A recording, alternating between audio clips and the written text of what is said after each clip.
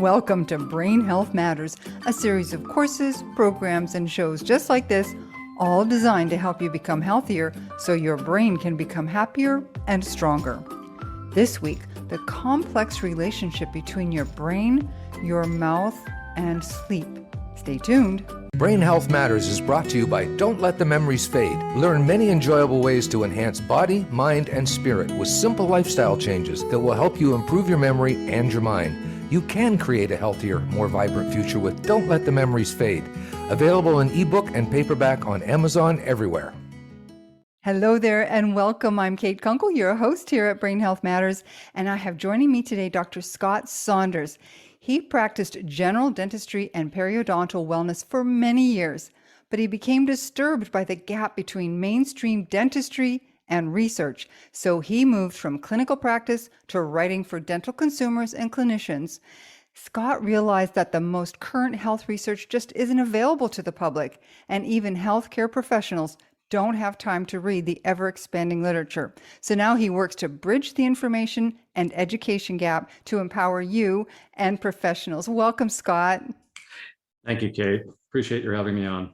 I'm very excited. You know, I found you through the Reverse Alzheimer's Summit last year. What I love about events like the Reverse Alzheimer's Summit is that it gives us a chance to talk about these things that people don't normally understand. And one of the things that you say that I found very interesting is the seeds of Alzheimer's can actually begin in childhood. What do you mean by that?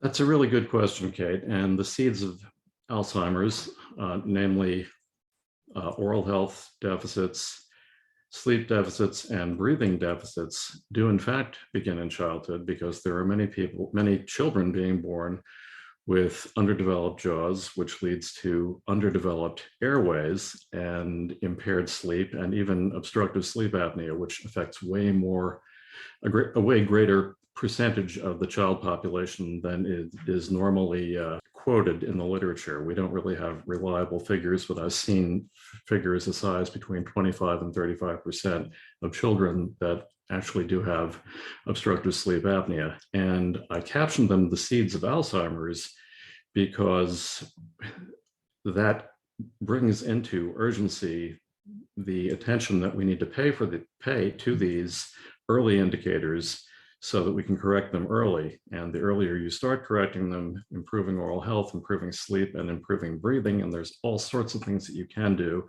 very early in life, starting with myofunctional therapy between ages 2 and 3 years old.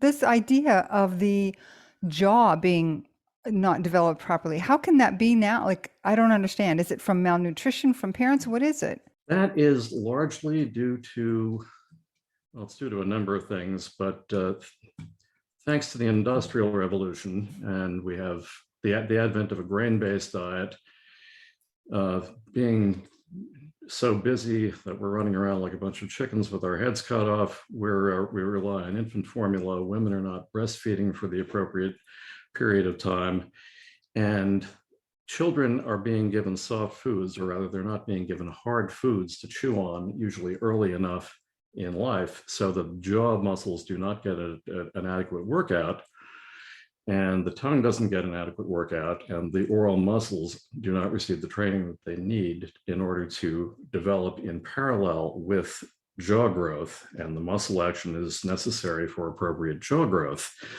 And this is an epidemic, and there's evidence also to even see that the jaw growth deficits are starting in utero. There are people doing ultrasound research. So it's even going beyond that, probably epigenetic signaling, and it's something that we really have to stay ahead of, and that we have to start early to get ahead of, because it's all about structure and function.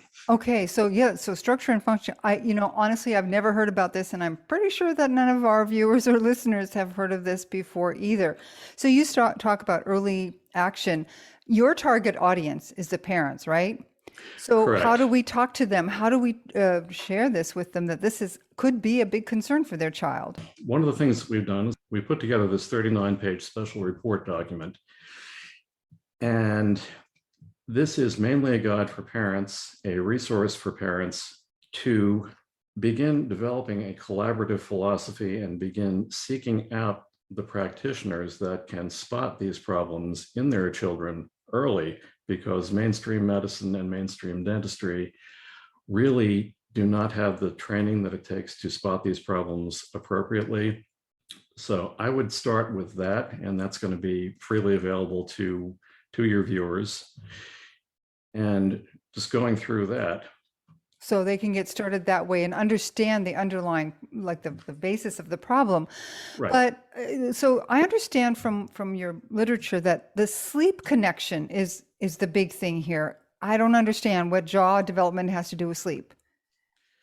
Jaw development, as it is substandard in many, if not most children, the jaws are too small. If you look at a child in profile, a good way to tell is the lower jaw is way back or retruded, and the upper jaw or maxilla is dished in. And when the jaws are underdeveloped, as they are in so many children, they press on the airway and prevent good breathing while awake, but especially while asleep. And that's what predisposes these children to obstructive sleep apnea. And that is one thing. I mean, we talk about sleep all the time as far as preventing Alzheimer's is concerned, because without proper sleep, you're really doomed as far as the dementia or cognitive decline is concerned. Right. And as many reviewers may realize, sleep is the time when your body and your brain in particular detox.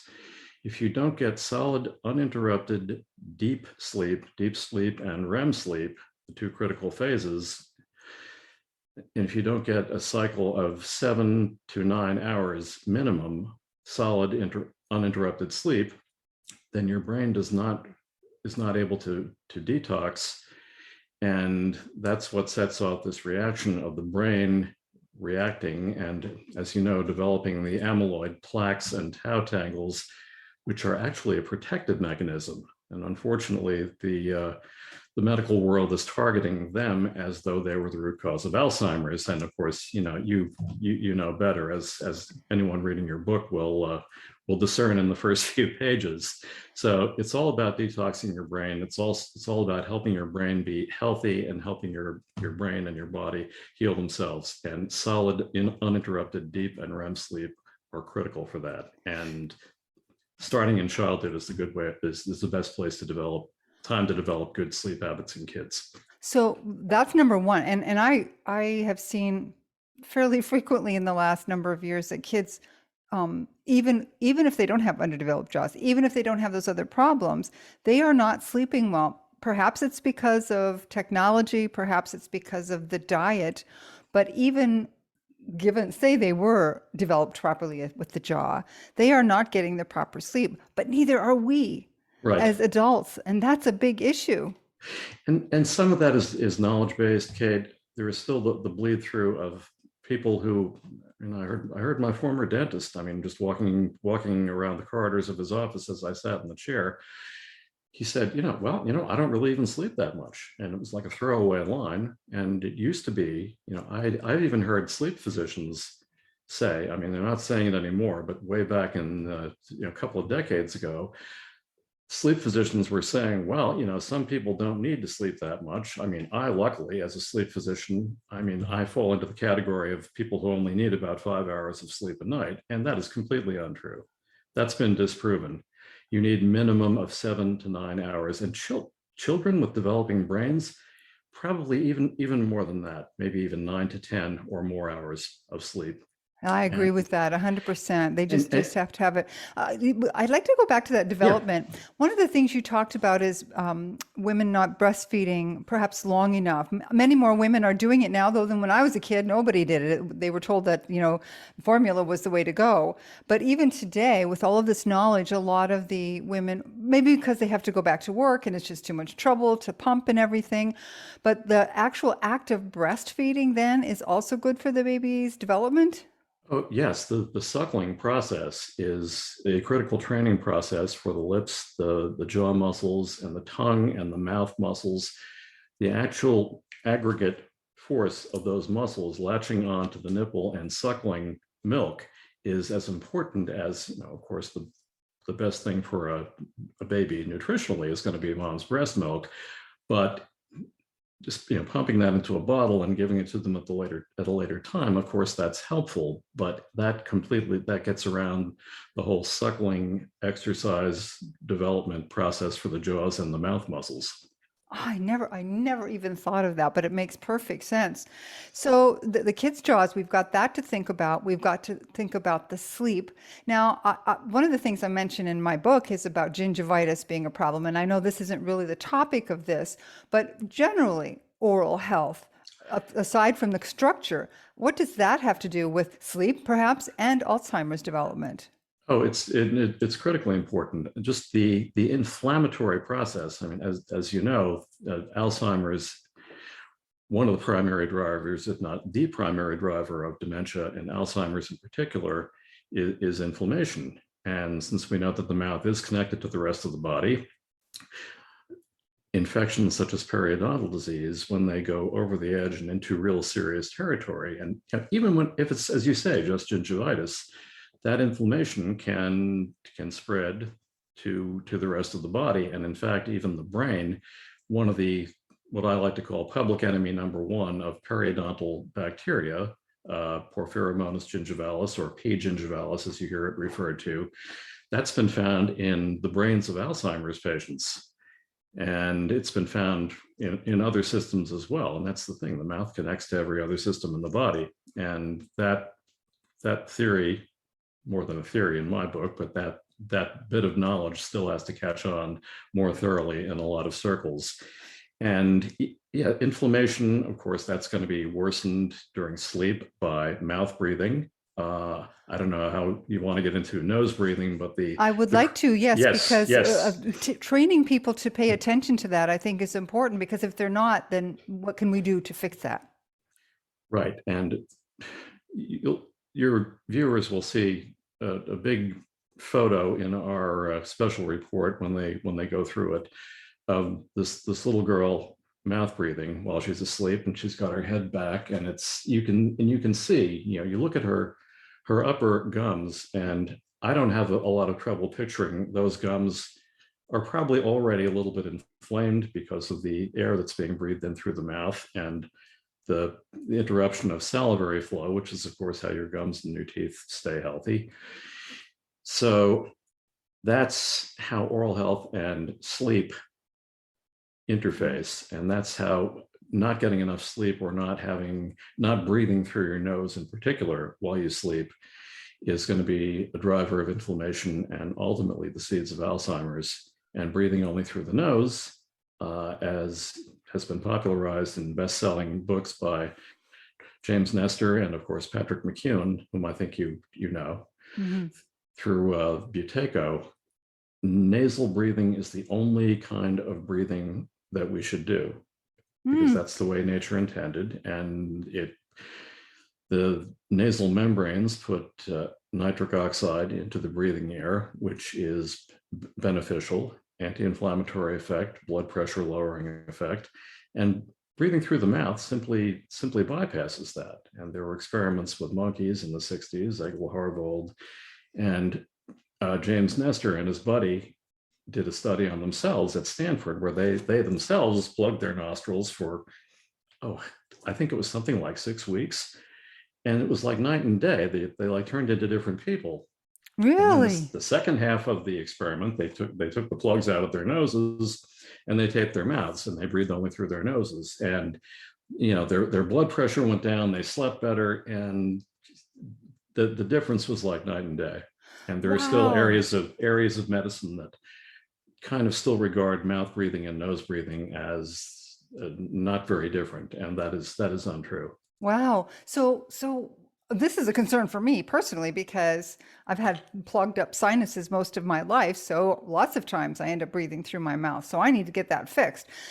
What would you do to do that? Say somebody has like problems with their sinuses. What do you do? Clean them? Like, how do you fix that so that you can breathe through your nose and not depend on your mouth? Well, first of all, if you have an anatomic problem in your sinuses or in your nose, your turbinates are malformed, or you've got a deviated septum or something, obviously you should have that checked out by an ENT doctor. And I've got a little bit of that myself. And what I do is I use Breathe Right strips. They're a strip that goes across the nose and holds the nostrils open while you breathe. And I also have, unfortunately, I don't have it on me, so I can't show it on camera, but it's a device called a Munchie, which some of your viewers may have heard of them, maybe not. They're out of Australia. They're a flexible silicone dental appliance that goes over the upper and lower teeth. And they're mainly for kids. They were developed by a dentist in Australia by the name of Dr. Kevin Bork to give to kids to wean them off pacifiers, which do a lot of damage if they're used for too long. And they go over the teeth, and the kid can chew on them, and it exercises the muscles. And in my case, most of the time, it prevents me from breathing through my mouth, and it prevents me from snoring. And snoring is a biggie that we can talk about too, if you want to. Yes, I'd like to very much, because my father, oh my goodness, what a snorer. And he has sleep apnea. He has to sleep with one of those machines and everything now. Right. Yeah, snoring is usually a red flag. That is probably gaining traction, I want to say, a little bit faster than some of the other signs of sleep apnea. Snoring and sleep apnea, do they always go together? No. More often than not, if someone snores, especially if a child snores, that's something that you really do need to get evaluated by someone who knows how to evaluate it. And I hate to say it, but there are some doctors who are fond of saying, well, my kid snores, is that a problem, doc? And, well, no, he'll grow out of it, which they almost never do.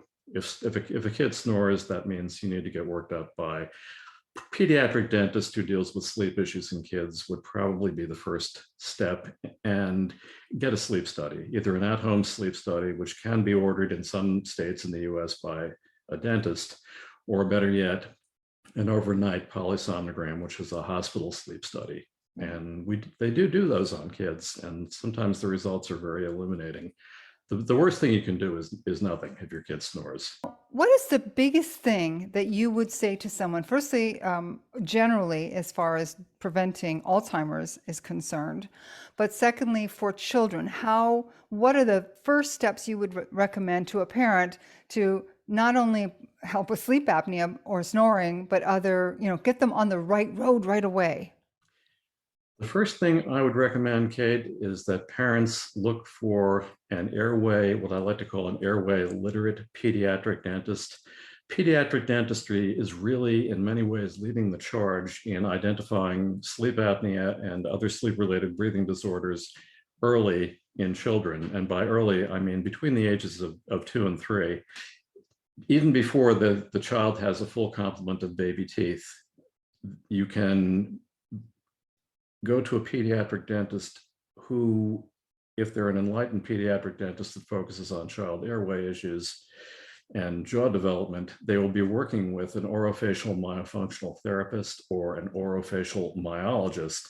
And there's the Association of Orofacial Myology that is listed in our special report document, and you can check out their website. That offers a certification called a COM, and it's a registered trademark.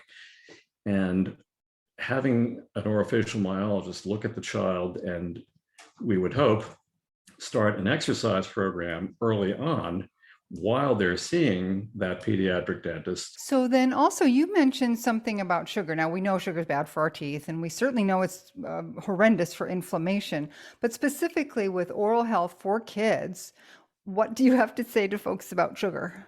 First of all, kids eat entirely too much sugar. Well, adults do too. And kids, the first thing that jumps to my mind, Kate, is soda. Drinking soda with lots of sugar in it.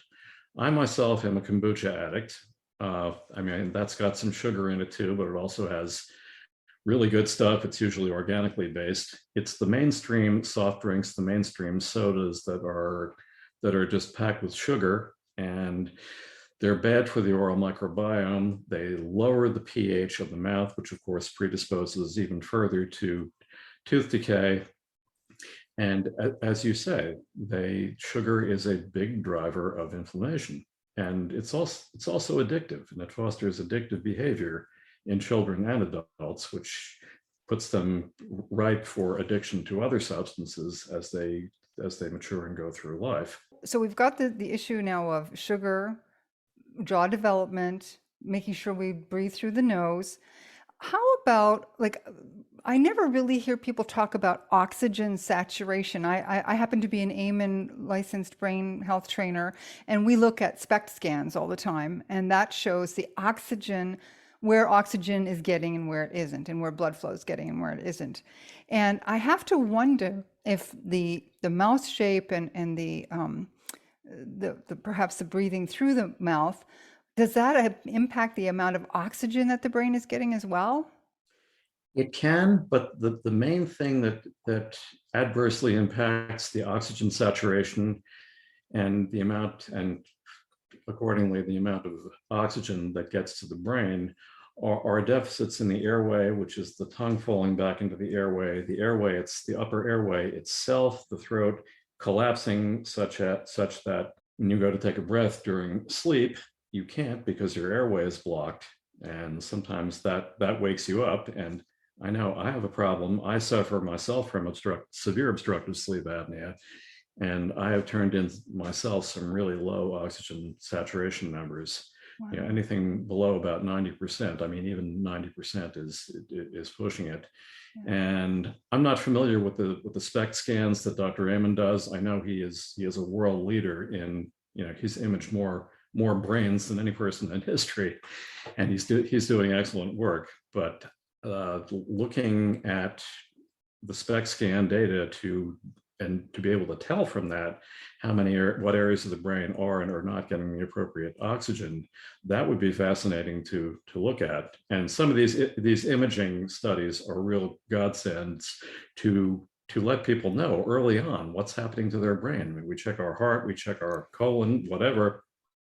I remember I think it was the first time that I interviewed Dr. Dale Bredesen. He said, "Well, you're 50 now. Maybe you should check your brain." So, and of course, Dr. Dale, now you work with Dr. Bredesen, don't you? Not on a daily basis, but I am one of the teachers of the certification modules for his RECODE, which is short for Reversal of Cognitive Decline training modules that dentists and physicians take to get certified. And I've interviewed him, I think, 3 times. The last one was last year.